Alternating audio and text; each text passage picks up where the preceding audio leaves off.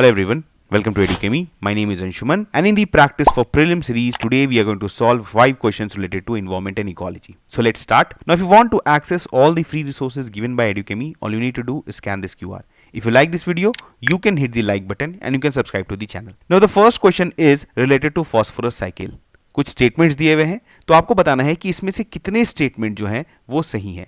The options are similar to what you saw in UPSC prelims 2023. Now the first statement is phosphorus in the phosphorus cycle comes from phosphate rocks through erosion and mining, not from atmosphere or air dissolution. The second statement is phosphate rocks are the primary source of phosphorus entering the cycle via erosion and mining.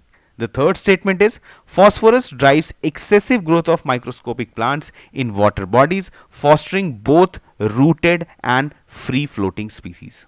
तो आपको बताना है कि which of the above statements is or are correct. The first option is only one statement is correct, only two statements are correct, all the three statements are correct, और none of the statements are correct. तो जल्दी से बताइए इसका सही answer क्या है.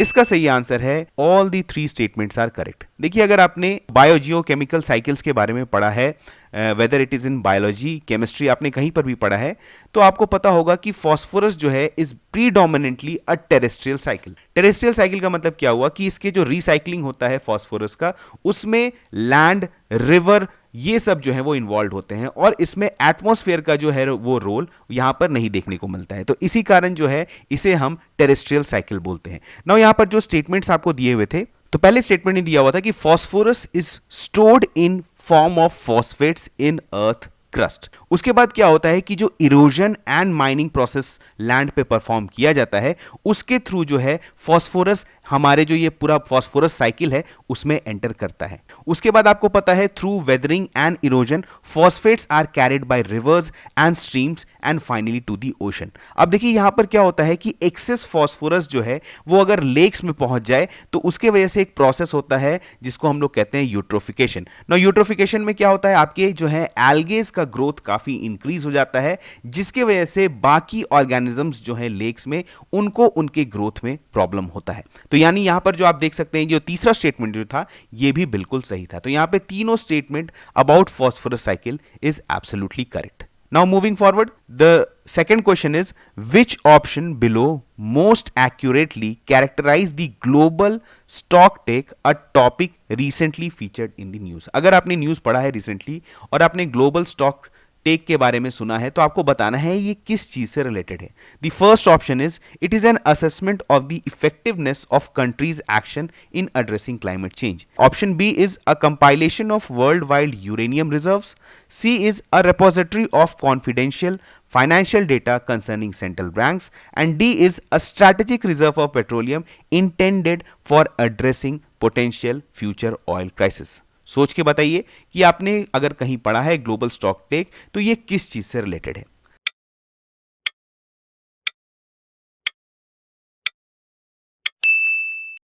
इसका सही आंसर है it is an assessment of effectiveness of countries actions in addressing climate change. आपको पता है जो 18th G20 समिट हुआ रिसेंटली इंडिया में, दिल्ली में जो है ये कंक्लूड किया गया, वहां पर ही जो है अगर आपको थोड़ा बहुत भी पता होता है इसके बारे में, पेरिस एग्रीमेंट के बारे में, तो आप इस क्वेश्चन को इजीली सॉल्व कर सकते हैं. देखिए यूपीएससी का मैं आपको बता दूं प्रीलिम्स में जो भी कुछ ऐसे टर्म्स जो खास करके न्यूज में रहते हैं उस पर बेस्ड आपसे इस तरह का स्टेटमेंट बेस्ड क्वेश्चन पूछा जा सकता है. तो आपको अगर थोड़ा सा भी नॉलेज होता तो आप इस क्वेश्चन को सॉल्व कर लेते. तो हम लोग इसको कैटेगराइज करेंगे L1 लेवल में ही. Now moving forward, the third question is consider the following statements regarding Dachigam national park. यहाँ पे कुछ स्टेटमेंट्स दिए हुए हैं रिगार्डिंग दाचीगम नेशनल पार्क. आपको बताना है कि इसमें से कितने स्टेटमेंट जो है वो सही है. Now the first statement is it is located in Jammu and Kashmir. The second statement is it is best known as the home of the Hangul Kashmir stag.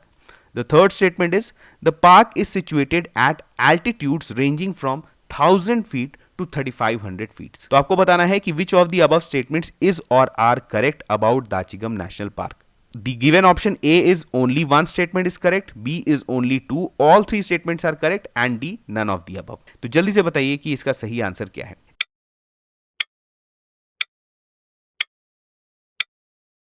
इसका सही आंसर है ओनली 2 स्टेटमेंट्स आर करेक्ट। तो इसमें कौन कौन से 2 correct statement है, statement 1 and statement 2। Now मैंने आपको ये क्वेश्चन इसलिए दिया था कि अगर आपको ज्योग्राफी के बारे में थोड़ा सा भी नॉलेज है तो आप इस क्वेश्चन को सॉल्व कर सकते थे। Now, आपको पता है कि obviously it is located in Jammu and Kashmir, बहुत ही फेमस दाचिगम नेशनल पार्क है ये, 20 किलोमीटर फ्रॉम श्रीनगर ये लोकेटेड है और ये कवर करता है 141 स्क्वायर किलोमीटर्स। लेकिन आपको इस बात को ध्यान देना है कि because it is in situated in Jammu and Kashmir, तो आप इसके अगर एल्टीट्यूड्स को देखेंगे तो ये बोला हुआ है 1000 फीट से 3500 फीट। तो आपको यहां पर थोड़ा सा सोचना चाहिए कि ये डेटा सही है या नहीं है, क्योंकि यूपीएससी भी जनरली जब ऑप्शंस देता है तो वहां पर डेटा थोड़ा बहुत चेंज कर देता है, जिसके वजह से वो स्टेटमेंट गलत हो जाता है। तो यहां पर भी ये जो है ये 1000 फीट टू 3500 फीट जो है ये गलत स्टेटमेंट है। ये कहां से है, ये 5500 फीट से लेके 14,000 फीट तक जो है ये आपका स्पैन करता है, ये जो आपका दाचिगम नेशनल पार्क है। नाउ इसके अलावा आपको पता है हंगुल कश्मीर स्टैग ये बहुत ही एक तरह से यहाँ पर टूरिस्ट अट्रैक्शन भी है, तो ये स्टेटमेंट तो बिल्कुल आपका सही हो जाता। तो यहाँ पर एक स्टेटमेंट 3 जो है वो गलत हो गया, तो सिर्फ 2 स्टेटमेंट सही है। कौन कौन, 1 एंड 2। चलिए मूविंग फॉरवर्ड। नाउ इसके अलावा अगर आपको दाचिगम नेशनल पार्क बारे में कुछ और फैक्ट जानना है तो आप इस स्लाइड को देख सकते हैं। Now moving forward, consider the following statements regarding reference fuels. ये रेफरेंस फ्यूल्स क्या होते हैं, यहां पर इससे रिलेटेड कुछ स्टेटमेंट्स दिए हुए हैं। Now the first statement is it is a high value product used for calibration and testing of vehicles. The second statement is India is the largest producer of reference fuels in the world. The third statement is Bharat Petroleum has successfully commenced the production of reference gasoline and diesel fuels for the first time in India. तो आपको बताना है कि इसमें से सही statements कितने हैं, only 1, only 2, all 3 and none of the above. तो इसका सही आंसर क्या है,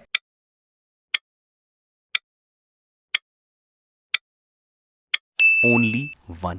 तो अब देखिए सबसे पहले आपको यहां पर पहले जो रेफरेंस फ्यूल्स के बारे में डिस्कस करने से पहले अगर आप स्टेटमेंट 2 या स्टेटमेंट 3 को देखेंगे तो आपको पता चल जाएगा कि ये दोनों जो है वो कंट्रास्टिंग स्टेटमेंट्स है, या तो ईदर 2 सही हो सकता है या 3 सही हो सकता है। नाउ मैं फैक्चुअल इंफॉर्मेशन में नहीं जा रहा हूं, पर ये सब चीज आपको किसी भी क्वेश्चन में ऑब्जर्व करने आना चाहिए। नाउ फर्स्ट स्टेटमेंट बिल्कुल जेनरिक सा स्टेटमेंट है, तो वो सही होने का चांसेस ज्यादा रहता है। Now it is a high value product used for calibration and testing of vehicles. Now second statement क्या है, India is the largest producer of reference fuels in the world. अगर आप थर्ड स्टेटमेंट की देखें तो Bharat petroleum has successfully commenced the production of reference gasoline and diesel fuels for the first time in India. तो आप देख रहे हैं दोनों स्टेटमेंट जो है वो बिल्कुल ऑपोजिट है, तो या स्टेटमेंट 2 सही हो सकता है या स्टेटमेंट 3 सही हो सकता है, या हो सकता है कि दोनों ही गलत हो। तो यहां पर इस क्वेश्चन को मैं L3 लेवल में रखूंगा। इसमें आपको थोड़ा सा इंफॉर्मेशन करंट अफेयर्स का भी नॉलेज होना चाहिए, एंड अगर आपने करंट अफेयर्स फॉलो किया है तो डेफिनेटली आपने रेफरेंस फ्यूल के बारे में कभी ना कभी सुना होगा। तो चलिए अब हम लोग देखते हैं कि है क्या actually reference fuel.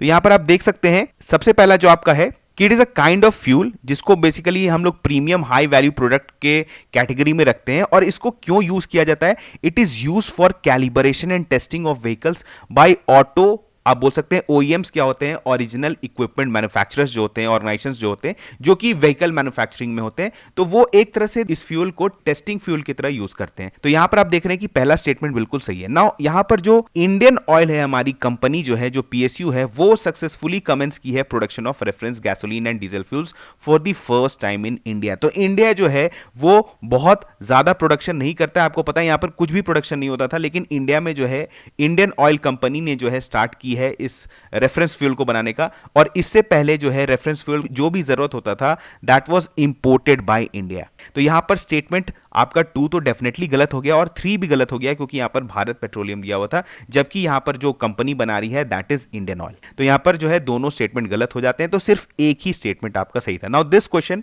Was related to current affairs. अगर आपने पढ़ा है तो ये अक्टूबर के आसपास का जो है ये करंट अफेयर्स में आया था, तो आपको इसके बारे में पता होना चाहिए था। चलिए moving forward, mangrove forest in India are predominantly found in these following states. यहां पर कुछ स्टेट्स दिए हुए हैं, आपको क्या करना है, arrange them in decreasing order of their mangrove cover. The given states are West Bengal, Odisha, Andhra Pradesh and Gujarat. Now the correct options given जो आपको दिए हुए हैं, आपको चूज करना है इसमें से करेक्ट ऑप्शन।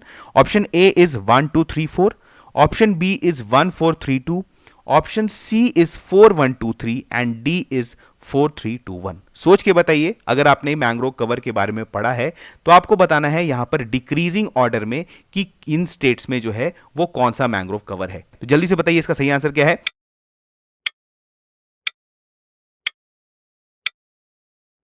इसका सही आंसर है 1432, यानी सबसे ज्यादा है वेस्ट बंगाल में, फिर है गुजरात में, then in Andhra Pradesh and last is Odisha. तो चलिए हम लोग देख लेते हैं डेटा।